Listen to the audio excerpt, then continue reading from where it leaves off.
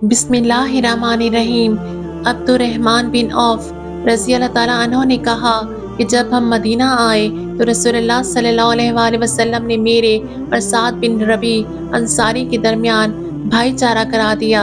साद बिन रबी रज़ी अल्लाह ताला अन्हो ने कहा कि मैं अंसार के सबसे ज़्यादा मालदार लोगों में से हूँ, इसलिए अपना आधा माल मैं आपको देता हूँ और आप खुद देख लें कि मेरी दो बीवियों में से आपको कौन सी ज़्यादा पसंद है।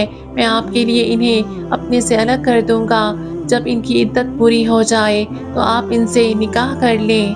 बयान किया गया। इस पर अब्दुर्रहमान रज़ी अल्लाह ताला अन्हो ने फरमाया, मुझे इनकी ज़रूरत नहीं। क्या यहाँ कोई बाजार है जहाँ कारोबार होता हो? साद रज़ी अल्लाह ताला अन्हो ने सौक कयुनका का नाम लिया। बयान किया गया कि जब सुबह हुई तो अब्दुर्रहमान रज़ी अल्लाह ताला अन्हो पनीर और घी लाए। रावी ने बयान किया कि फिर वो तिजारत के लिए बाजार आने जाने लगे। कुछ दिनों के बाद एक दिन वो रसूलुल्लाह सल्लल्लाहु अलैहि वसल्लम की खिदमत में हाजिर हुए तो जर्द रंग का निशान कपड़े या जिस्म पर था। रसूलुल्लाह सल्लल्लाहु अलैहि वसल्लम ने दरियाफ्त फरमाया, क्या तुमने शादी कर ली है?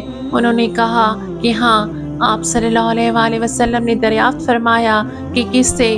बोले कि एक अंसारी खातून से। दरियाफ्त फरमाया, और मेहर कितना दिया है?